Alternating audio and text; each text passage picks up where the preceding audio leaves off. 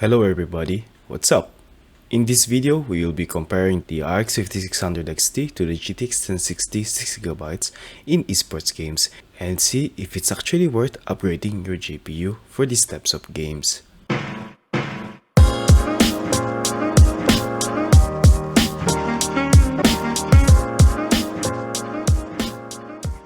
We are so focused on having the best graphics card we're able to get, and sometimes we forget to ask ourselves, is upgrading the GPU actually worth it?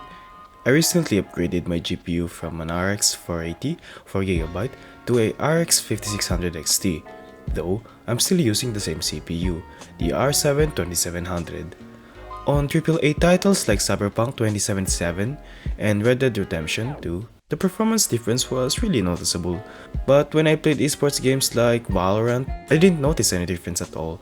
Contrary to the popular belief on games, esports games, unlike AAA titles, you're gonna be CPU bottleneck most likely, since having these types of games are easy to render for the GPU, so this made me curious. I grabbed my friend's GTX 1060 6GB and compared it to my RX 5600 XT. I no longer have the RX 480 4GB since I have sold it. The RX 5600 is around 68% faster than the GTX 1060 6GB according to TechPowerUp at 1080p. But in esports games, let's see if this will be the case. For this experiment, I grabbed 6 most played esports titles: Valorant, CSGO, Overwatch, Fortnite, Rocket League, and Rainbow Six Siege. I ran them on low quality, because let's be honest, if you're an esports gamer, you are not running games at the highest possible settings. You want the settings that will give you the most FPS and visual clarity, and that's what low settings do. I did 3 benchmark passes and gathered 3 average FPS and 1% lows. Then I calculated their averages to get the results. The benchmark run is what you see in the background of the video. Here are the specs of the GPUs and their drivers. And here is the test system. After all of that being said, let's see the results. The first game we are going to look at is Valorant. As you can see, this is completely unplayable at an average FPS of 304 for the GTX 1060 6GB and 286 FPS for the RX 5600 XT. It doesn't even come close to the 480 FPS that my 480Hz monitor requires, that I totally have. It's just unacceptable. Anyways, as you can see, having a more powerful GPU for Valorant doesn't really benefit you if you have a CPU similar to mine. The performance didn't really change, though. If you have a more powerful CPU, the RX 5600 XT will definitely deliver more FPS. Even if they theoretically deliver 1000 plus FPS, will it really ever be enough? Jokes aside, if you have a GPU similar to the GTX 1060, upgrading your CPU will benefit you more than the GPU, at least for this game.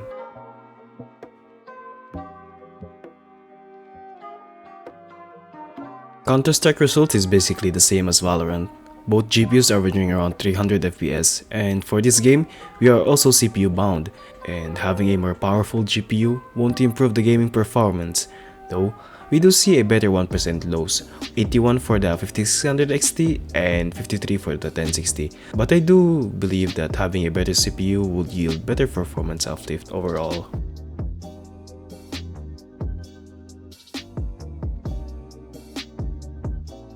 We are seeing a trend here. Both of these GPUs deliver pretty similar performance, both averaging around 200 plus FPS. The 1% lows are 142 for the 5600 XT and 128 for the GTX 1060 6GB. Though, as you can see, the GTX 1060 GPU utilization is higher compared to the RX 5600 XT. If given a more powerful CPU, the RX 5600 XT will have a higher FPS limit.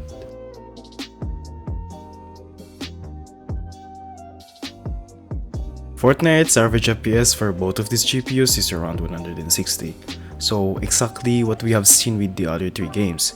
We are heavily CPU bound. Even if you have the RTX 3090 Ti, you will still have the same 160 FPS average if you are running an R7 2700 or any other CPU that has similar gaming performance. Rocket League, on the other hand, is a less CPU intensive game, so the GPU was being pushed harder.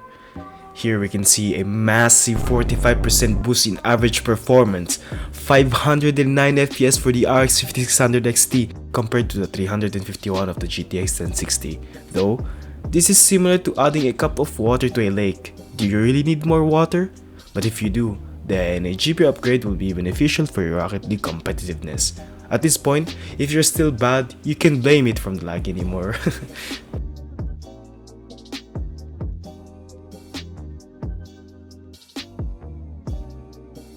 This is the last game we're going to look at. For Rainbow Six Siege, we do see a performance difference in average FPS, 275 for the 5600 XT and 217 for the GTX 1060. That's a 27% increase in average FPS, though for me personally, I deem 90 FPS to be the minimum to be competitive in a game, and 144 FPS to be the sweet ideal spot, and anything higher is just a cherry on top.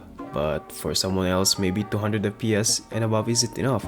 A GPU upgrade will benefit you in this specific game, but for most of you, the FPS that the GTX 1060 is capable of delivering is completely enough. I left a comment on a video made by the Score eSports where they explain what does graphics card actually do. In this comment, I affirmed that for esports games, most of the time, upgrading your CPU is more beneficial for your gaming performance. This is my analogy of what's going on. If I make a mistake on this example, please feel free to correct me down in the comments. Let's say that the CPU is your hand and your mouth is the GPU. Food is all the necessary information to do the task. When you can eat faster than your hand can provide you food, it is what we call a bottleneck. Basically, you chew and then swallow faster than your hand can give more food to your mouth. So, your mouth has to wait until your hand is ready before it can eat again. For example, you eating an ice cream. It's easy to chew and swallow but could be difficult to grab without the right utensils. This is the same thing as the GPU renders the information faster than the CPU can provide. This is what we call CPU bottleneck. So if you have a faster hand or have the right utensils, you can eat a lot faster since you always have food to give to your mouth. GPU bottleneck is the opposite. Your hands can provide you more food than you can eat. So the hand must wait until you're done eating. For example, you're eating a tough meat that requires a lot of chewing before you can swallow it. And the sweet spot is where the mouth and hand works at a similar speed. The hand gives food to your mouth, you chew it, then after swallowing the food, the hand is ready just in time to give you another food. Esports games are easy to eat food but hard to get. And AAA graphically intensive games are hard to eat but easy to get food, considering the mouth-hand analogy. This is of course not how it scientifically works. I tried to make an example that is pretty easy to understand. If you want to know how they actually work, check out these videos. This video is to shed some light on a misunderstanding for new gamers. Not always having a better graphics card will give you higher FPS. I'm sure for people that knows enough about computers already knows this, but for new people, including me when I first started PC gaming, I didn't know about this.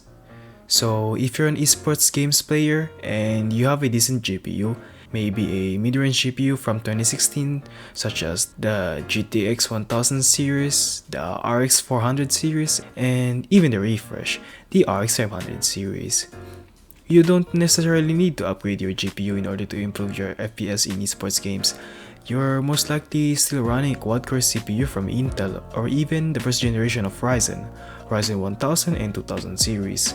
If so, upgrading your CPU into an Intel 12th Gen series or Ryzen 5000 series will benefit your FPS in esports games. As if I haven't stressed this enough, this only applies to esports games. AAA titles, on the other hand, with those demanding graphics, will be GPU bottleneck most of the time. So make sure to look at the games you're going to play and plan accordingly. If you play mostly esports games, invest in a great CPU, Ryzen 5000 or Intel 12th Gen. And for the GPU, from the GTX 1060, RX 480 and even 580 is still enough. But if you have extra budget, having better GPU wouldn't hurt. But as you can see from the test, it is only as fast as your CPU can push it. For AAA titles, in the other hand, I recommend you spend most of your budget to the GPU. Of course, you still need a decent CPU, but a great GPU will be more important to achieve those amazingly crisp graphics and fluid frame rate. Shout out to Scando and Marco. Without them, I would have never been able to do this content. Thank you very much, guys. And also, salut à mes amis, Lagbas and Franz. Freya, son copain Beams, et sa sœur Megami. Merci de soutenir ma chaîne YouTube. Je l'apprécie vraiment. And after that terrible French pronunciation, I want to say, thanks for watching the video, everybody.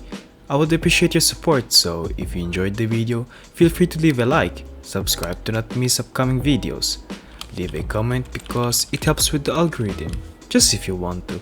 If you have questions or suggestions or anything, just type it in the comments. I will reply when possible. I appreciate all of you viewers of this channel. Take care and see you next time. I hope you all have a wonderful 2022. Bye!